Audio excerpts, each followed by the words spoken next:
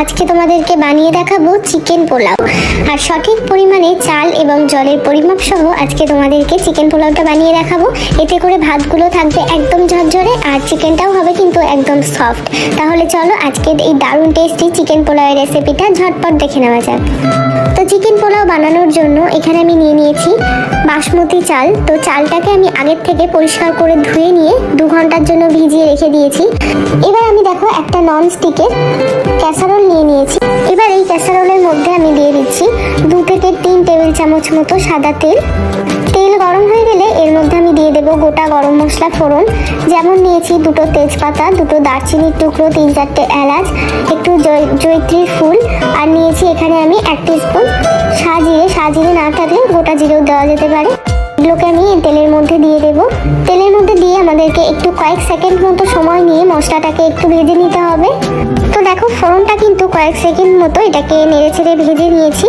এখন এর মধ্যে আমি দিয়ে দিচ্ছি পেঁয়াজ কুচি। তো পেঁয়াজগুলোকে আমাদেরকে একটু সময় নিয়ে ভেজে নিতে হবে। আর এই রান্নাটা করার সময় গ্যাসের ফ্লেমটা অবশ্যই করে লোতেই রেখে দিতে হবে।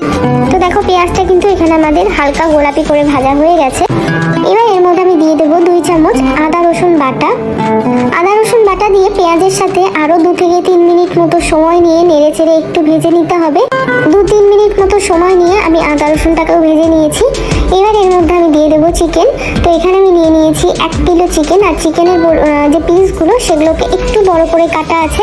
চিকেনটা দেওয়ার পরে আমাদের এই আদা রসুন পেঁয়াজের সাথে চিকেনটাকে একটু ফ্রাই করতে হবে। তো 5-7 মিনিট মতো সময় নিয়ে চিকেনটাকে ফ্রাই করব। তো দেখো মোটামুটি 7-8 মিনিট মতো সময় নিয়ে চিকেনটাকে কিন্তু আমি ফ্রাই করে নিয়েছি। আর এখন দেখতেই পাচ্ছ কালারটা কিন্তু একদম চেঞ্জ হয়ে এসছে। তো এবারে এর মধ্যে আমি দিয়ে দেব টমেটো কুচি। তো এখানে আমি নিয়েছি 2টো বড় সাইজের টমেটো।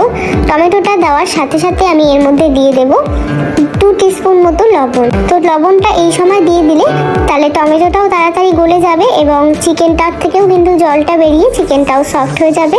এবার আমি এটাকে ঢাকা দিয়ে 7-8 মিনিট মতো একদম লো আঁচে কিন্তু রেখে দেবো।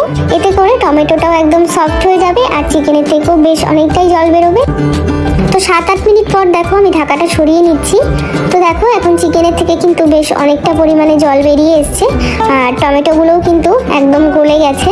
তো এবার আমি এর মধ্যে কিছু শুকনো মশলার গুঁড়ো অ্যাড করব। যেমন দিয়ে দিলাম এর মধ্যে 1 টিস্পুন ভাজা জিরের গুঁড়ো, 1 টিস্পুন দিয়ে দিলাম কাশ্মীরি লঙ্কার গুঁড়ো, আর দিয়ে দিচ্ছি 1/2 টিস্পুন মতো গরম মশলার গুঁড়ো। একটু মিশিয়ে নিচ্ছি। তো দেখো এখন আমাদের চিকেনটাকে একটু এইভাবেই নেড়ে চেড়ে কষিয়ে নিতে হবে যাতে করে এই চিকেনের যে জলটা সেটা শুকিয়ে যায় এবং চিকেনের থেকে ভালোভাবে তেলটা বেরিয়ে আসে। তো দেখো এখানে আমি মোটামুটি আরও 5-7 মিনিট মতো সময় নিয়ে চিকেনটাকে কষিয়ে নিয়েছি। আর এখন দেখো জলটা কিন্তু শুকিয়ে গিয়ে চিকেনের থেকে তেলটা আলাদা হয়ে গেছে। এবার আমি এর মধ্যে দিয়ে দেবো টক দই। এখানে আমি 2 টেবিল চামচ টক দই খুব ভালোভাবে ফেটিয়ে নিয়েছি। তো টক দইটাকে দিয়ে আবারও ভালোভাবে চিকেনের সাথে নাড়াচাড়া করে মিশিয়ে নিচ্ছি।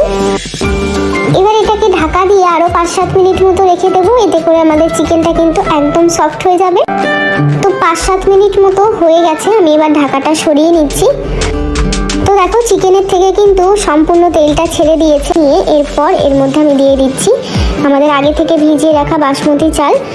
তো যেই পাত্রে করে মেপে তোমরা চালটাকে নেবে সেই পাত্রে মেপেই কিন্তু জলটা নিতে হবে, তাহলে কিন্তু খুব সহজেই চাল এবং জলের পরিমাপটা বোঝা যায়। তো আমি এই গ্লাসে করেই 1.5 গ্লাস চাল নিয়েছিলাম। তো এই গ্লাসে করেই আমি মেপে জল দেব। আর যেহেতু এর মধ্যে আগে থেকে একটু গ্রেভি ছিল তো তাই জন্য আমি এখন 2 গ্লাস জল অ্যাড করব এর মধ্যে। মানে 1.5 গ্লাস চালের জন্য কিন্তু মোটামুটি 2.5 থেকে 3 গ্লাস মতো আমাদের জল লাগবে। তো যেহেতু আমার এখানে গ্রেভিটা ছিল তো তাই জন্য আমি এখন 2 গ্লাস এর মধ্যে জল দিয়ে দিচ্ছি। এবার এর মধ্যে আমি দিয়ে দিচ্ছি বেশ কয়েকটা গোটা কাঁচা লঙ্কা। আর এর মধ্যে আমি এখন দেব লবণ। আমি যেহেতু আগেও লবণ ব্যবহার করেছি আর এখন যেহেতু চাল এবং জল দুটোই দিলাম তো তাই জন্য লবণের পরিমাণটা অবশ্যই চেক করে নিতে হবে। তো সমস্ত কিছু খুব হালকা হাতে একবার মিশিয়ে দেব। তো দেখো এখানে কিন্তু আমাদের গ্রেভিটা ফুটে উঠেছে। তো এবার আমি ঢাকাটা এর মধ্যে লাগিয়ে দিচ্ছি। ঢাকা লাগিয়ে প্রথমে আমাদের মিডিয়াম আছে 5 মিনিটের মতো রেখে দিতে হবে। 5 মিনিট পর আমি একবার ঢাকাটা সরিয়ে নিচ্ছি। একবার খুব হালকা হাতে এটাকে একটু মিক্সড করে নেব।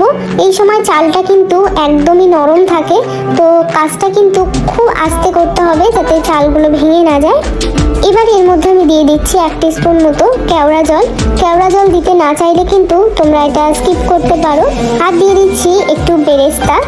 এবার এটাকে ঢাকা দিয়ে আমি 15 মিনিটের জন্য একদম লো আঁচে রেখে দেবো। তো 15 মিনিট হয়ে গেছে, আমি গ্যাসটাকে অফ করে দিয়ে এটাকে এইভাবেই ঢাকা লাগিয়ে আরও 5-6 মিনিটের মতো সময় নিয়ে রেখে দেবো, যাতে করে যে এক্সট্রা স্টিমটা রয়েছে সেই স্টিমেই যেন ভাতটা আরও প্রপারলি ভালোভাবে হয়ে যায়। তো দেখো আরও 5-7 মিনিট এইভাবেই আমি ঢাকা দিয়ে রেখেছিলাম।